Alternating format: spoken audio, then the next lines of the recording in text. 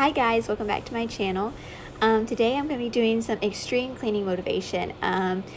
This particular day my mother-in-law had actually came and took both my kids for a couple hours, so I was able to get a lot done and I was so thankful for that, because as you mamas know, it's hard to get things done when you have little ones running around. Yeah, pretty much destroying what you cleaned up and bringing it all out again. But as you've seen, I was cleaning my son's room, now I'm cleaning my daughter's room. I get the bathrooms done, and I also get the floors done later that night. So I got a lot done in that day. I felt very productive. So if you're new here, my name is Tabitha Taylor, and I mostly do cleaning motivation videos. And if you're not subscribed, please subscribe. We'd love to have you here at the Taylor fam. And I'm going to turn on some relaxing music, and I hope you guys sit back and hopefully you get some cleaning motivation out of this video. Thank you guys so much for watching.